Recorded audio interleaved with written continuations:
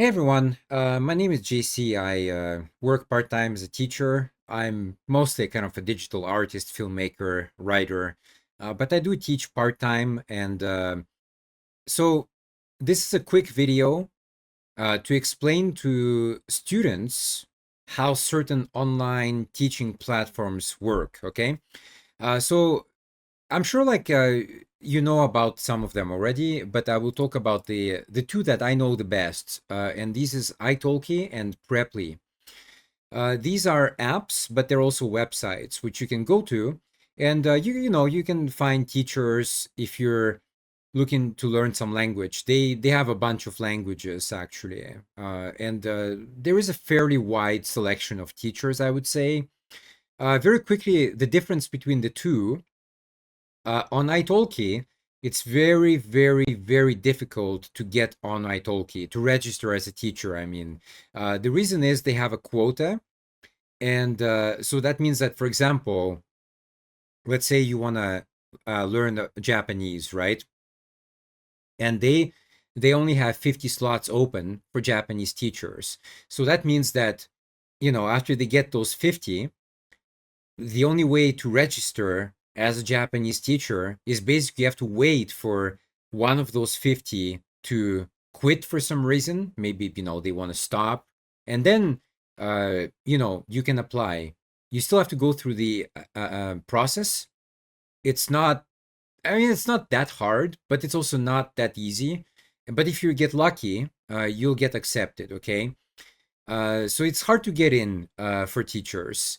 On Preply, it seems easier. So on Preply, you have a wider array, selection of teachers you can choose from, which is good. And it's also sometimes cheaper, I would say. Now, I want to talk about one part in particular, which is very, very, very important, and that is the pricing system. So as a student, you don't know about this, of course, but as a teacher, you do. So what happens is that they usually have kind of minimum hours.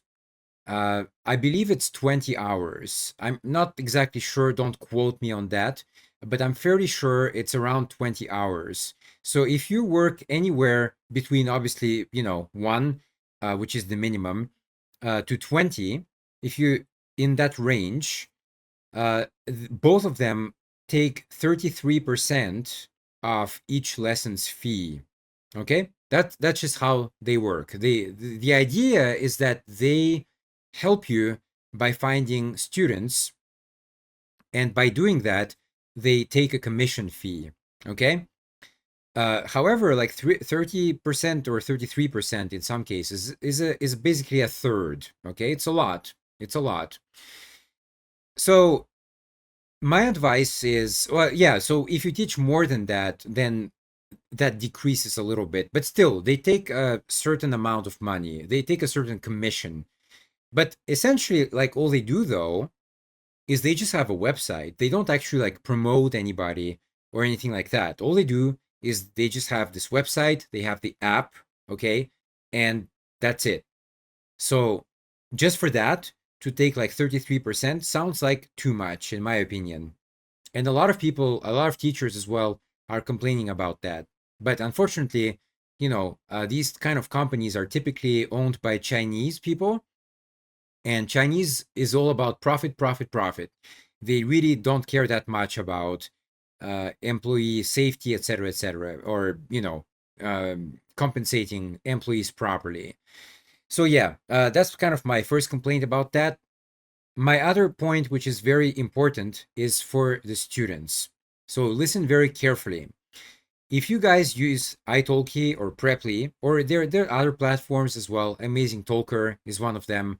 I'm not too familiar with that one though. But guys, you sometimes will find teachers who seem to charge a lot. I'm talking like kind of in the 40, 50, $60 range per hour.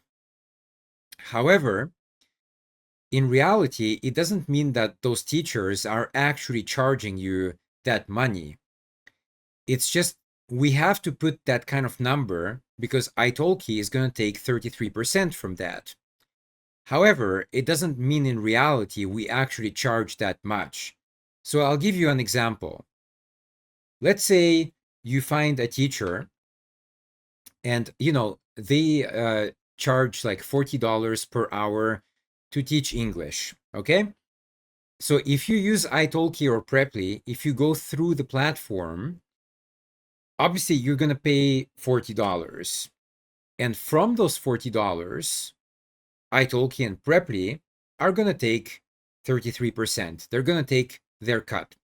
However, all you have to do is you have to message the teacher first. This is the first step. Message the teacher and ask them, is this the actual fee, or is that the fee that is kind of inflated because of Italki and Preply? I can guarantee you that in most cases, the number is inflated because we have to take into account that the platforms are going to take a third of the cut. Okay?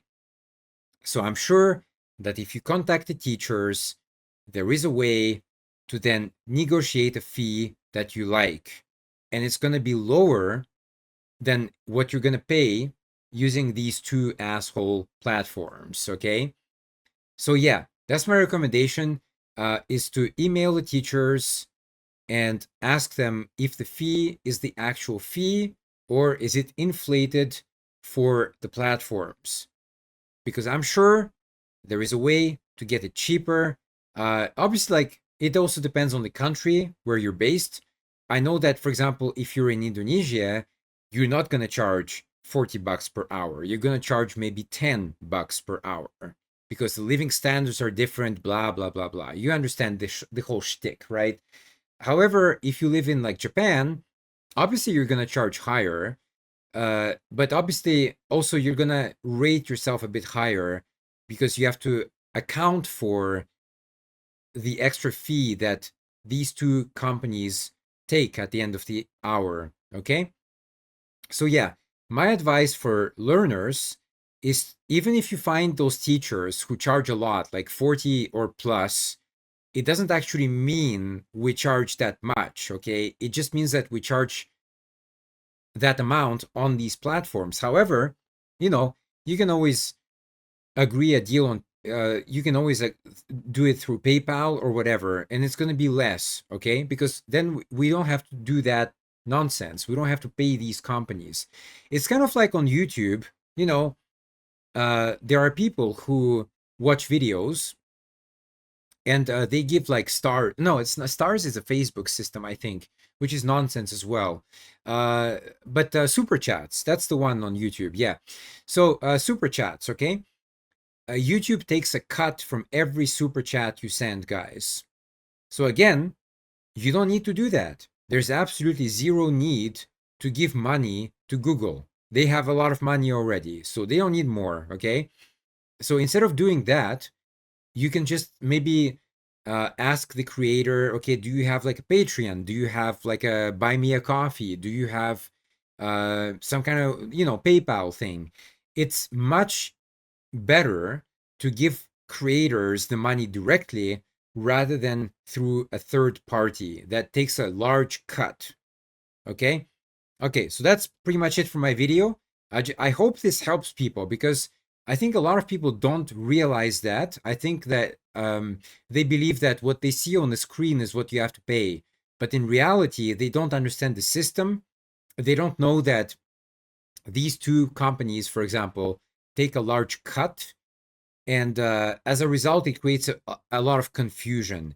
But in reality, yeah, a lot of prices are inflated because, yeah, these two and others actually take a cut.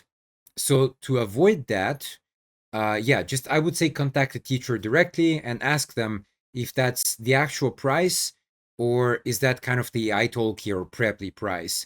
Most of the time, my guess is the price that you see is the Italki and Preply price. It's not the actual price. It's kind of an inflated price, and you can get a better deal if you can just contact the teacher and get off the platforms as quickly as possible. Because yeah, it's good to find teachers, but it's not worth paying that kind of extra 33% basically, which at the end of the day you pay.